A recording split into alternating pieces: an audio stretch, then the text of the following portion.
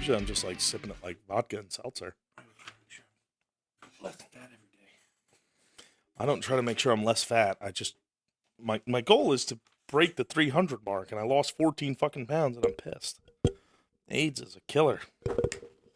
Not really. I got that pre-EP. I don't know if you know what that is. No. It's the first clinical drug that prevents the contraction of the HIV virus. I'm not gay, so I won't get it anyway. Yeah, well, you know. So we're back. My head is still barely in frame. I'll slouch down, I guess. Why don't you just fucking drop the camera down? Because if you drop it down, I have to angle it weird. I was trying What? to go up with this. We're already recording. Or no, Welcome not drop back. it down. Just all right, whatever. Hi. Hello. This is episode 2 of the Horror Punk Podcast. And this episode, we're going to be doing Cancer Slugs, Seasons of Sickness. That's right. Great fucking album. Came out in 2013. 2013. I believe August it said, but, you know, I'm not 100% sure. Yeah, I don't know. So do you have any first impressions of the album? Well, I mean, I'd already heard of Cancer Slug at the time of hearing the album, and I liked them for what they were, but I always... I mean... We talked about Static Age last time, and that's like a much rougher sounding album. But I'll say this: it's kind of weird that we jumped from probably the first horror punk band ever to nearly, I don't even know if you'd call them horror punk. I don't want to call them horror punk because I know that people in the Cancer Slug, like in the Slug cult, don't consider Cancer Slug horror punk. I don't care about them. Well, I don't care about them either, but I consider them horror punk. Yeah, I mean, I don't know. They're Straight Razor Rape, Nadia. I don't know. I'm not, but see, to me, I'm like, that's not horror punk. The song is called Straight Razor Rape. It's a horror theme, and it's a punky song. Horror punk. I don't know. That's not the point of this conversation. No, the point is, we're now doing it. Yes. And yes. I would say that they're horror punk. I know that the Slug cult does not consider them horror punk. But they're their own breed of people. Clifford's in the group on Facebook, and it gets fucking weird. Yep, every day. I'm in the group too, and it is very strange. So shout out to the fucking cult. But yeah, my first impression was for this particular album was it sounds a lot fucking better than everything else they've done. Yes, and I liked even the older songs, even though they weren't as good a quality. It's just. It wasn't like they had the excuse that the Misfits had of being from, you know, what was it, late 70s or 78 was the original. You know, having no money and stuff. Like now you could just record at home and it would sound better than half the shit they had. So I don't even. Yeah, this is very true. So, I mean, I don't know. I really don't know what Alex's excuse was. I think he just didn't spend any money or any time on it because he was doing drugs and stuff. Yeah. Yeah, his money was spent on drugs. Yeah, so I don't think it's still currently spent on drugs. Yeah, so I mean. It worked out for him, so I can't really knock it. I'm just saying, that was my first impression. Yeah, it's an awesome album, especially listening to all of their back catalog, whatever you would want to call it. Well, for like every 100 songs, there's like 20 gems, and then like 80 that are like, maybe if you redo this. Why'd you go 100 to 20? Why didn't you go 10 to 2? I like to think in big numbers. All right. I'm not a mathematician. But he is a mathematician. I'm going to kill myself. Something I did write down about the album was that the first half of the album is really strong. Like, I mean, like literally back-to-back bangers. I think All in a Row is... I'm going to pull up the track list. Well, it's like Girls Chained Up in the Basement. Oh, God. That was the first song I heard off the album. And this might not even... This is what I saw on YouTube for it, so this might actually not be the actual lineup in the actual track listing, but... I'm going to pull it up. Then go through it and I'll let you know if it's what I saw. Girls. Yep. Generation. Yep. Hard. Yep. Greed. Which is a re-recording. Bloodlust. Yep. Dragon. Empty. Okay, so once... You got the same setup, right? Yeah. So then Dragon, Empty. Like the first half, it's like just bam, bam, bam, bam, bam. And then it kind of like... The later middle section of the album, it's like the songs I would just kind of... You know, they're not bad. It's just I'm personally not a major fan of them. Really? Yeah. But then the end of the album, when it comes back, it's... So we're breaking it into 3 parts. That's how I'm breaking it down because just there's 18 a little... songs, so 666. Yeah.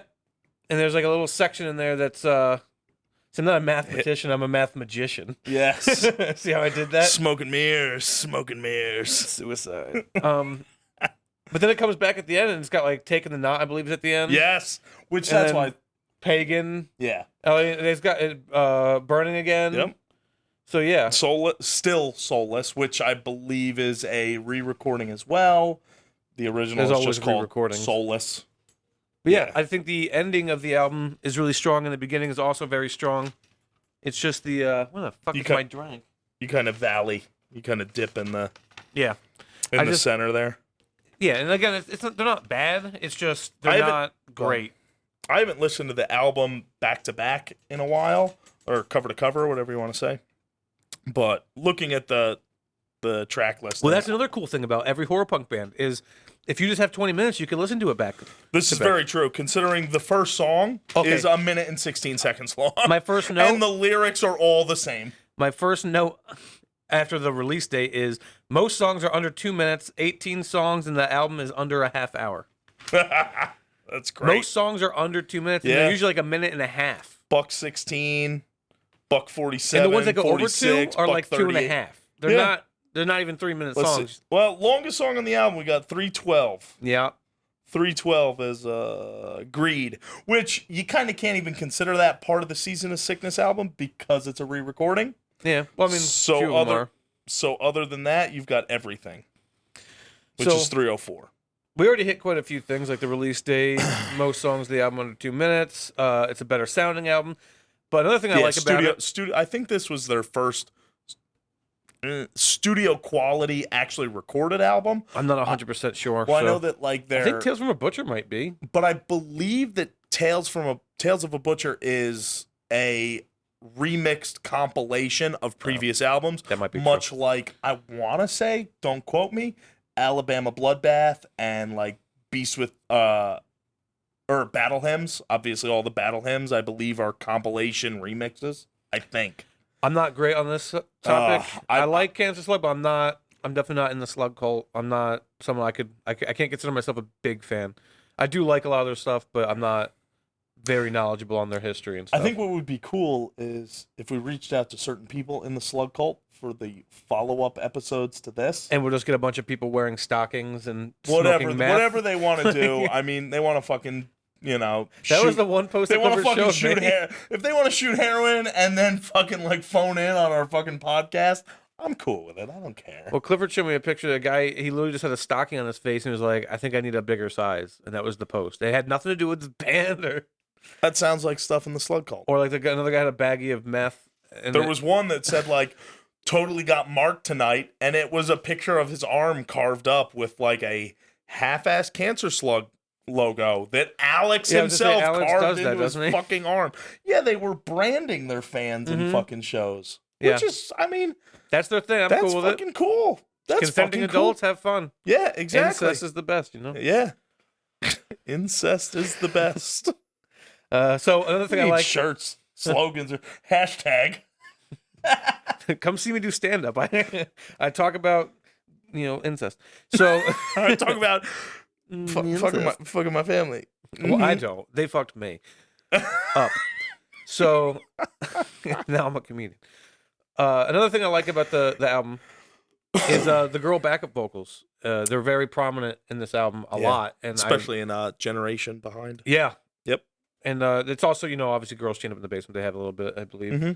There's quite a few songs. There's one the whole chorus. I think they're chanting with them. I think. Was it his girlfriend at the time? The bassist? With the black hair? I thought I remember it being purple, but probably the same person. She was skinny, had a dog all the time. Sure. Let's go with that. I believe that was his girlfriend at the time. Yeah, it was. Yep. But what else I got here?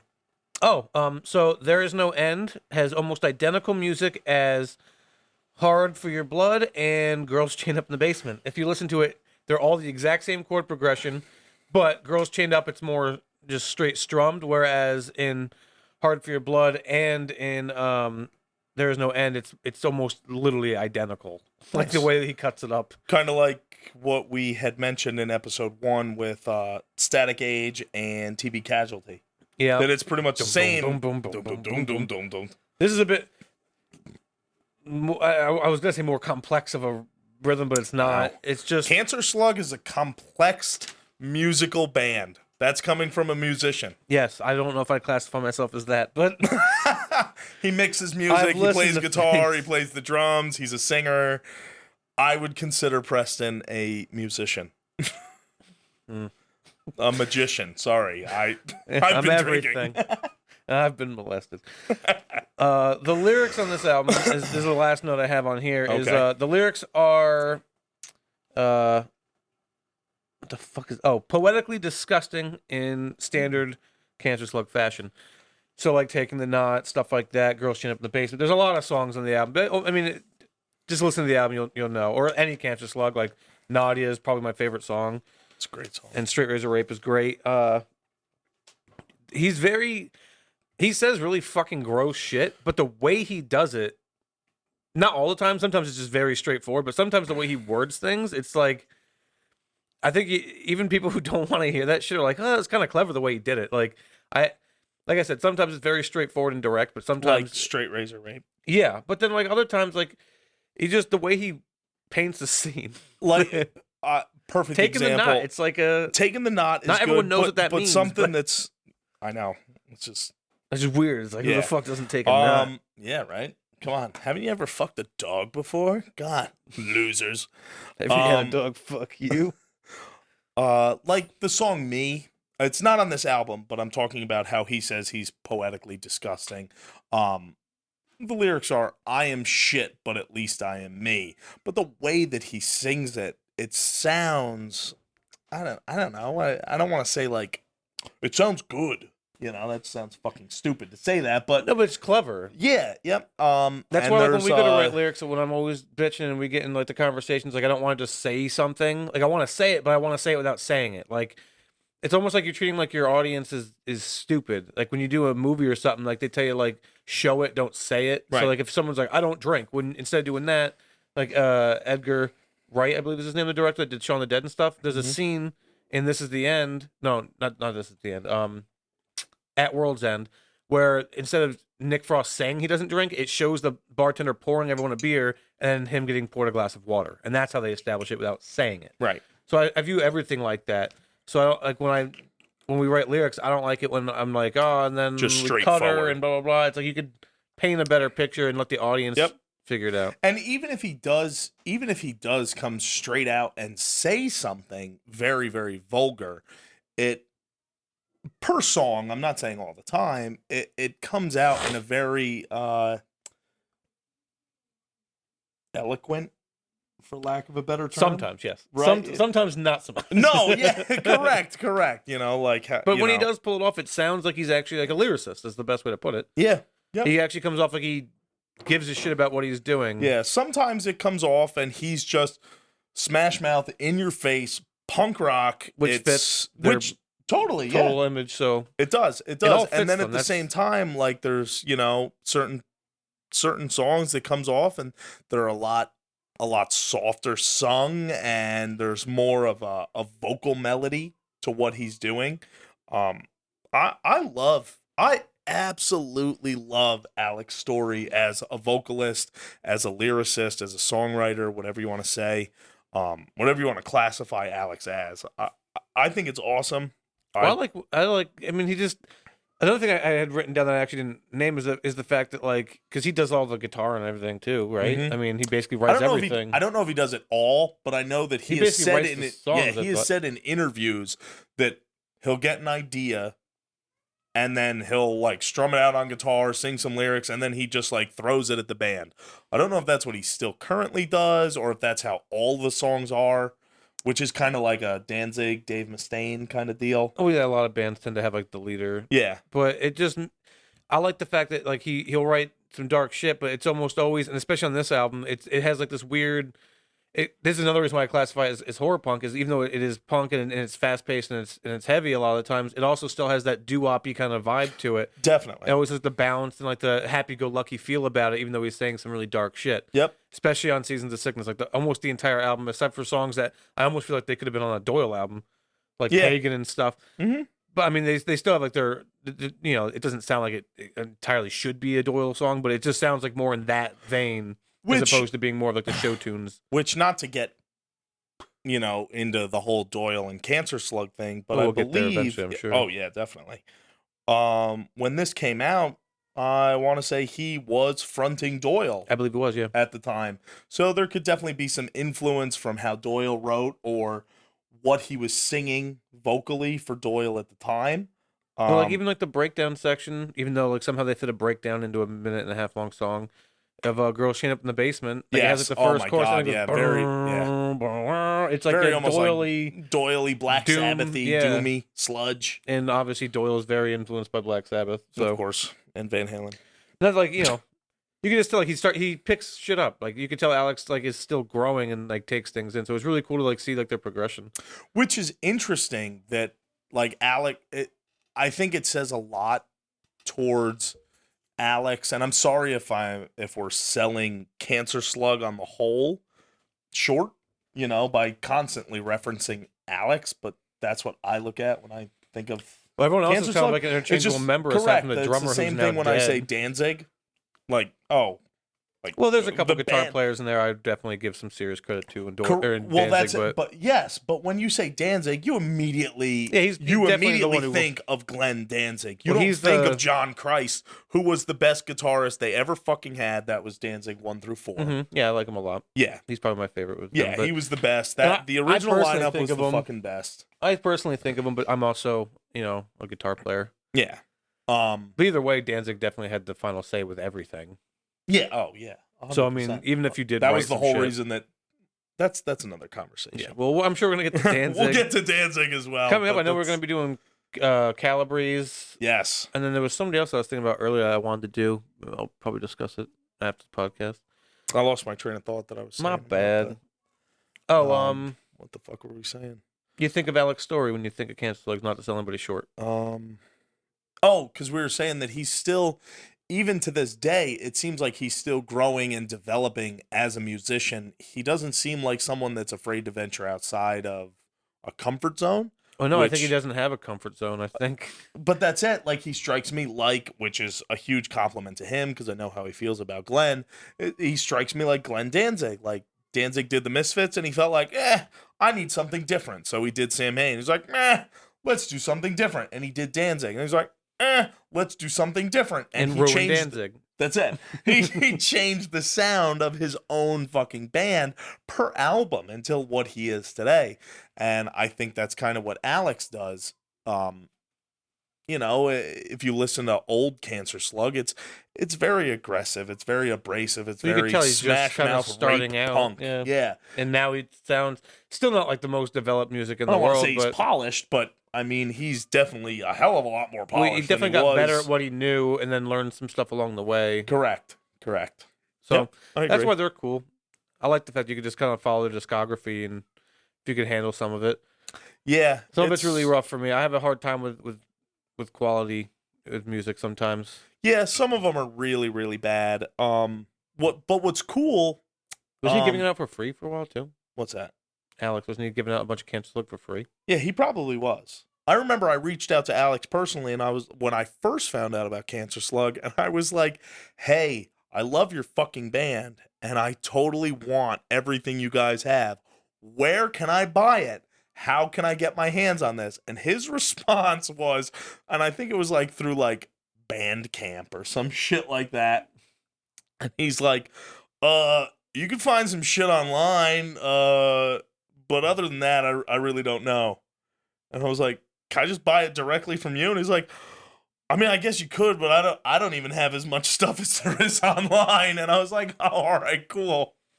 That's So probably I was true, left too, on- yeah. I was I just feel like left he's not the hunting. kind of guy to have backup files or anything. No, he's like, I recorded it and I dumped it on, or whatever. CD This- Baby is a lot of their stuff. Correct. Yeah. So that was it. I ended up pirating a bunch of it. So cheers to that. I'm sure he doesn't give a shit. I'm sure he doesn't. And if he wants money, I'll fucking give him money. I really don't care. Well, I don't have much else to say about this particular album. No, not this album. I'll say the first song that I heard from Cancer Slug was Rats. It came on my Pandora playlist. So let's take a break real quick and Sure. come back. So the first song that I heard by Cancer Slug was Rats or Rats in the Walls. I don't know what it was labeled when I first heard it, but it was on my on. balls. Yes, Rats on My Balls. I heard it on Pandora, and I was instantly drawn to it because of the huge feeling of Black Sabbath I got from the song. Any Cancer Slug fans out there know what I'm talking about. Any non-Cancer Slug fans can go check the song out. Cancer Slug Rats on YouTube or Rats in the Walls on YouTube. You'll find it and you'll understand where I say that it's very, very Black Sabbath feeling, even up to the breakdown that ends up, going into Double Time. I don't know if you know the song. No, I don't Okay. really know that album. But yeah, it's a straight up Black Sabbath feeling song, and it's awesome. So I had heard that, and then I had started venturing into the rabbit hole of Cancer Slug, and I had found out that they were coming out with this album that we just did, Seasons of Sickness. So I remember YouTubing uncontrollably, I believe. Hard On For Your Blood was put on YouTube prior to the album actually coming out. I know Girls Chained Up in the Basement. Yep, Girls Chained Up in the Basement, which they That was made the first one they had come they out. made a music video for that one, and it's like them in the white room. And he's got the red Helium microphone. Yes, I think that's yep. the brand. Dancing around. I believe his guitarist is playing an October Guitars Doyle edition. The Asian chick. Well, I don't know if she's Asian, but She's not. She's high as fuck. okay, so maybe the high as fuck Asian chick. She's playing an October Guitars Doyle edition. And what was the other one? Taking the Knot.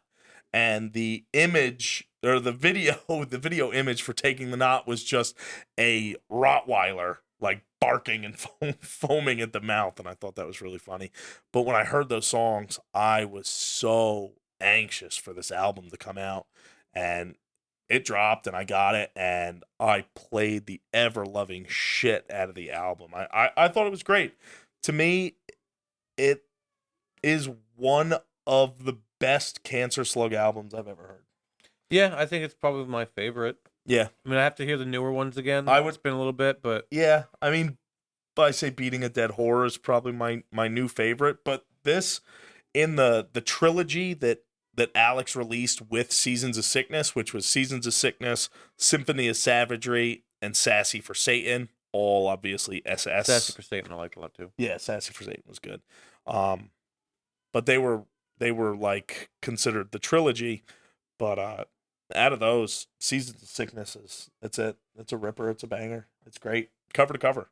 Yeah, except that little section I said I'm not the biggest fan, but even then it's not like I don't skip through it. Correct. It's not just not almost bad. like filler it's for them. just less than the rest of the album. Yeah, because everything else is so catchy. Yeah. And So awesome. if you say on a scale of 1 to 10, the beginning and the end are, if you call them a 10 or I was going to say 8, 9, 10s, whatever. They're high numbers.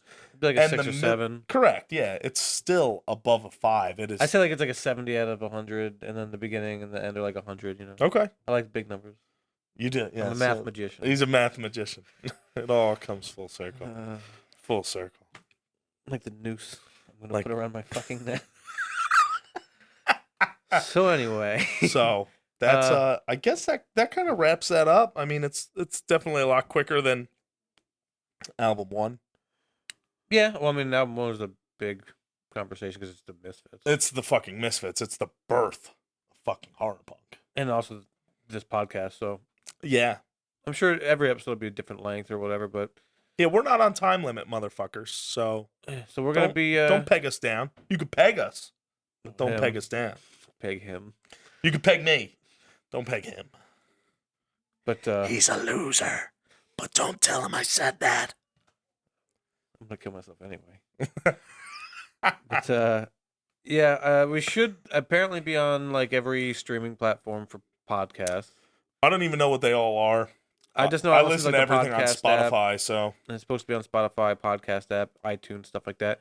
And then obviously YouTube, if you're watching the video, should have that. I guess we're gonna start this episode off with, or if you, at this point you would have already heard it, another Dr. Death song. Yes. And then so check that out. I have 2 lyric videos out for us now. Birth of a Dead Baby and Pretty Girl. And then Lycanthropy is going to be out in a week. Depending on when you see this, it might already be out. And then you could just give the date. I Instead don't of know. saying it's going to be a week. I'm just gonna do it when I feel like it. All right, and it's gonna cool. hopefully be So- within a week. So then you just need to pay attention. Yeah, just Follow, like, subscribe. it'll be on the same channel all as of this that video. stuff. So yeah. So if you like, subscribe, right? Is that it? Subscribe? Yep. I don't know what the fuck people say on you YouTube. can I really subscribe don't on give a shit. YouTube. Yeah, and you can subscribe on podcast apps and stuff. Correct. And then Other than that, obviously our usual plugs. Check our band out. I'm gonna say Dr. Death. I'm gonna probably end the episode with another Radio Riot song. Okay. Until anybody else wants to give us your shitty band, and we'll put you in. Maybe do an episode on you, whatever. Yep. Definitely, we could. I'll talk to Devil in the Belfry. Maybe they want us to put a song up, or they'll see it and be like, "Please don't associate us." Yeah. Or if you wanted to do a. While I'm wearing their hoodie. What other fucking plugs do we want to do? The Monday Night Horror podcast. That's my other podcast. We talk about horror movies. This motherfucker mixes music. So Oh yeah, I do that. you know how to. Sorry, how do they RJ. I know you're upset with the EP I did for some reason. Couldn't really get much detail. He just said he was embarrassed about how quiet it was when he heard it on the radio. I was like, well, first of all, every song that goes into a radio station is a completely different volume, and it's up to them to make them all equal. On top of that, if you thought it was quiet, you could have just told me. I would have changed it. That's it. I mean, But for he some mixes reason, he mixes our music, and if I say something, if I'm like, I think we need a little bit more volume here, he just does it. well, that's I what you're mean, supposed to do is like tell me. And then Yeah, I'll correct correct. it. It's not just up to him. It's Don't wait 3 months till after the release. Bitch about it. So he mixes music. Monday Night Horror podcast. You check out my other band, Radio Riot. Check out our band, Dr. Death. And I do stand up. If you want to follow me on any Fuck platform, yeah, he does. Yeah. Preston Hasagen on Instagram. What's that thing? How long's the voting go for on that? I don't know. Do we want to plug that or no? I don't even know how to find it exactly. Neither do I. That's why I asked you. Well, the link I sent you, but I mean, there's like some blackjacktv.net is the website, and then I think you have to vote on the post that he made on Facebook. But then there's no actual page for that brand, so it was on his. Do you have a personal. page for yourself for people to like as a comedian? No. You should make that. Yeah. Right now it's just my Instagram and Presto Fly on Twitter. Okay, so check And him out. TikTok as well as I believe Presto Fly. Presto Fly. Check it out on whatever media platforms you On use. Instagram is and Preston see if Hasagen. fucking Christ. So I guess I'll make a I don't Preston know. I guess Hasagen comic fucking page. call the motherfucker and Yeah. ask him. Shoot him a text or an email or some shit. Like, hey, where can I follow you? Because apparently he doesn't even know. No, if you're in the tri-state area, I'm at Levy Live a lot. There and you then, go. Over in Morris Plains, New Jersey, Tiffs. Every Thursday night you're at Yep. Levy? And then Tiffs is a Wednesday, as well as Comedy Cove is a Wednesday. It's Garfield, New Jersey is Comedy Cove. Tiffs is Morris Plains, New Jersey. Sometimes I'm at the Rhino, which is in Suffern, New York. That's on Fridays. And those are all open mics. You can come watch me eat shit. He likes to eat shit. I don't, but Favorite meal? it hurts. Favorite meal? Biggest bomber since 9/11. Yeah. Clifford went with me the one time I went to New York and I ate a plate full of shit in front of him. And that was the whole joke on the way back is they thought the cops were looking for me because I just got done bombing New York. Yeah, I know. It became a fucking running joke at Dr. Death practice for a couple weeks. Yeah. That's all It still hurts. But yeah, so that's all the plugs. So anyway, yeah, that's the plugs. I think the plugs actually took up more time than the actual Cancer Slug episode. And any of the songs. Yes, I was going to say, much like Cancer Slug songs, the episode is a very, very short, but to the point. Yeah, at this point it's actually pretty lengthy. All meat, no filler. Yeah. We ain't no fucking hot dog. No, not like this album. This album's not a hot dog. Why not? There's no filler on this album. That middle part is not a fucking I filler. think it's some filler. That is not a filler. So like 4 The only- songs of filler. the only- 6 songs of filler. The only filler on any Cancer Slug songs are re-recordings. However, I appreciate them because I get to hear old Cancer Slug songs at a listenable quality. Yeah, I would agree with that. Usually I hate when bands do that. Like I can't stand it. Graves did it the one I time. can't I fucking didn't like stand it. that. I mean, we'll get to Michael Graves because it's horror punk and it's Michael Graves. Yeah, I don't I'm a fan of him, ever want to hear another fucking version of Goddamn Crying on Saturday Night. No, I'm good. Fuck that. I am sick of it. And I didn't wanna hear it guarantee after you the every Misfits version. correct. Maybe one His Michael acoustic Graves version I was fine with just because That's it's it. acoustic. It's but- acoustic, so it's a little different. I don't need to hear him re-record it ever. Again. Fucking ever. So I was really happy when he came out with Dying on Sunday Morning. Yeah. But regardless, that's It's like a another sequel. fucking episode. So for now, fuck off.